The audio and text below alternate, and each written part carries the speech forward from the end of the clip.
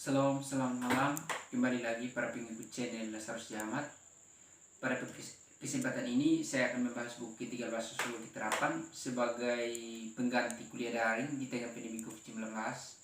Tetapi sebelum daripada itu juga saya akan memperkenalkan nama saya Sefna Topo, mahasiswa program studi sosiologi Fakultas Ilmu Sosial dan Ilmu Politik Universitas Nusa Cendana Kupang. Pada buku ini ada beberapa topik yang akan dibahas, tetapi substansi pada buku ini membahas tentang privatisasi dan kapitalisme di era media sosial. Jadi kalau kita berbicara mengenai privatisasi dan kapitalisme, tentu ini suatu skema besar yang dilakukan oleh para konglomerat atau kaum-kaum oligarkis yang membuat satu skema di sebuah negara dan berimplikasi di negara-negara lain. Di dalam buku ini juga sebagai konsep dasar di sini menggambarkan bahwa memahami dinamika teknologi informasi baru dan masyarakat, tetapi juga untuk membuka dinamika untuk penting sadar dan emansipasi politik di reorganisasi dalam teori yang lebih luas dan keprihatinan yang membelenggu kerangka teori yang disebutkan oleh Fred Sears atau kerangka onal kapitalisme. Pikiran krisis privasi yang didokumentasikan dengan baik di era digital ini menjadi permasalahan masyarakat kapitalis. Jadi kalau kita berbicara mengenai upaya daripada kaum kapitalis sebagaimana digambarkan oleh Karl Marx tentang perbedaan kelas di sana, ini sebenarnya hadirnya media sosial ini punya kontribusi besar kepada masyarakat, tetapi bersamaan dengan itu juga menjadi ruang yang telah diskemakan atau telah diatur oleh para pemilik modal atau dalam hal ini kapitalis. Kemudian di dalam roda atau roda operasional itu kemudian menjadi privatisasi oleh kelompok-kelompok oligarkis itu, baik antara pemerintah atau elit-elit politik, elit-elit pengusaha, dan kaki tangan pemerintah atau contoh alat-alat negara di bagian hukum. Contoh, di dalam undang-undang di negara Indonesia sebagai negara hukum sudah diatur tentang persoalan pornografi dalam undang-undang. Tetapi ada perusahaan-perusahaan tertentu yang menjadikan tubuh perempuan itu menjadi modal atau menjadi promosi di produk. Contoh, ada gambar yang berbau pornografi, contoh di payudara perempuan itu difoto lalu diedit sedemikian rupa dan ditempel di produk-produk tertentu sebagai suatu promotion terhadap konsumen. Nah, kalau kita mau lihat itu secara spesifik dan daripada tindakan itu sebetulnya melanggar undang-undang, tetapi ini karena tindakan ini dilakukan oleh kaum oligarkis. Ya, tentu ada hubungan antara pemilik modal atau pemilik perusahaan yang membuat itu, lalu yang berikut para pembuat kebijakan dalam pemerintah, entah eksekutif maupun legislatif, punya kepentingan di dalam perusahaan itu, dan juga alat-alat negara atau penegak hukum, entah polisi atau kejaksaan dan lain sebagainya, punya kepentingan di dalam skema itu, sehingga ada kalanya memang kita melihat bahwa terjadi pertentangan. Bahkan di dalam undang-undang IT dan lain sebagainya itu sudah diatur, tetapi ketika itu menjadi hal yang sangat urgent betul, tetapi tidak pernah dipersoalkan secara hukum. Yang berikut, privasi. Dalam konsep privasi, konsep ini sensitif bahwa tentang budaya. Misalnya di Swedia, pengetahuan budaya diterima oleh semua orang tentang upah yang diperoleh orang lain, akan tetapi di Jerman privasi finansial akan mencegah hal ini. Dari kedua perbedaan ini menjadi suatu bagian dari produksi budaya di negara-negara tertentu. Tetapi jauh lebih penting daripada itu adalah bagaimana kita melihat privasi yang telah dicanangkan oleh negara-negara tertentu dalam menjaga stabilitas kehidupan masyarakat. Karl Spaloni secara empiris mendefinisikan komoditas sebagai barang yang dijual di pasar sekali diidentifikasi sebagai kontak aktual antara pembeli dan penjual.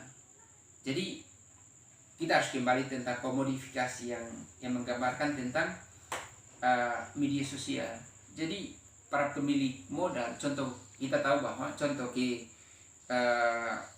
apa namanya, Larry Page dan Sergey Brin yang menemukan Google yang berpusat kantor di Amity Park, California, Amerika Serikat pada tanggal 4 September tahun 1998.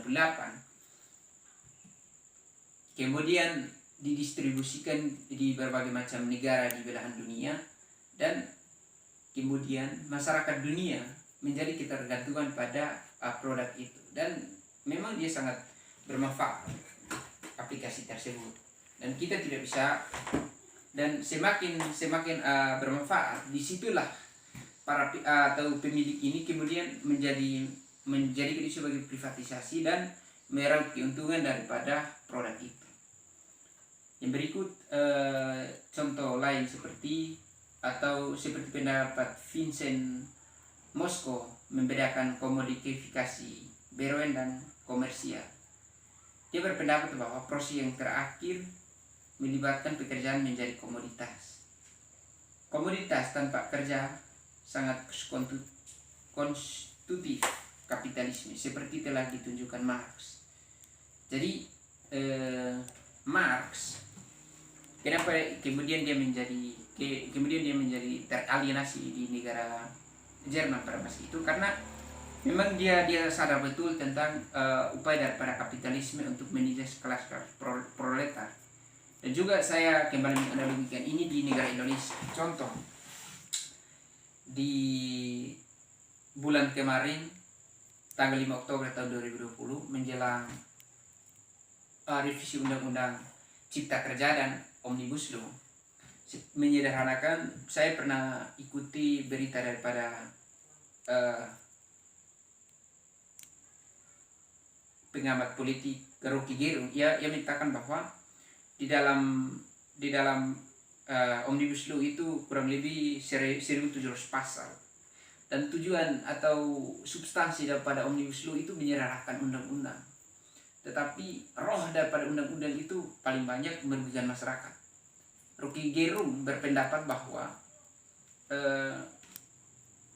undang-undang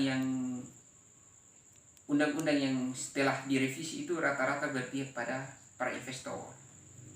Dan saya kembali melihat pada undang-undang pasal 65 revisi undang-undang Omnibus Law, itu lebih berpihak kepada para kapitalis. Kenapa dia katakan kemudian? Karena di dalam undang-undang pasal 65 itu memberi ruang kepada para investasi untuk berinvestasi di dalam pendidikan. Nah, kita tahu bahwa pendidikan itu merupakan lembaga yang bersifat formal dan lembaga yang memanusiakan manusia. Nah, yang menjadi kegelisahan kita atau para kaum aktivis yang kenapa kemudian harus melakukan penolakan berulang kali, karena ketika lembaga pendidikan diintervensi oleh para kapitalis, tentu itu berimbas pada terjadi komersial di sana, atau para investor akan lebih berpatokan pada keuntungan semata, tidak pernah memperhatikan roh daripada pendidikan itu sendiri. Seperti tridharma pendidikan tinggi, bahwa pendidikan itu harus bersifat demokratis dan mengabdi pada rakyat. Yang menjadi kegelisahan kita ketika para investor mengintervensi lembaga pendidikan, tentu yang menjadi orientasi adalah keuntungan. Dan juga dalam buku ini juga punya hubungan kuat antara komoditatif atau kausalitas. Dalam teori Marxis, umumnya ia menganggap bahwa kausalitas ini muncul bersama tidak secara logis, tetapi juga terkait dengan diskusi potensi sosialisme. Jadi saya ambil contoh di dalam undang-undang Omnibus Law ini juga ada beberapa pasal contoh, banyak berbeda tentang. Jadi di lain sisi mengintervensi para pekerja. Ada juga di dalam Omnibus Law istilah chip care, atau di klaster tertentu ada chip care. Tetapi itu bertentangan dengan undang-undang Dasar 1945 nomor 27 bahwa setiap warga berhak untuk memperoleh pekerjaan. Nah, undang-undang baru itu secara tidak langsung membuka lapangan, loh, negara selama ini di mana? Dan takutnya itu jangan kemudian menjadi label atau cover depan untuk menghalusinasi pemahaman masyarakat dan melanggengkan para kapitalis demi kepentingan investor atau kelompok-kelompok primordial tertentu. Itu saja yang bisa dapat saya sampaikan pada kesempatan ini. Sekian dan terima kasih.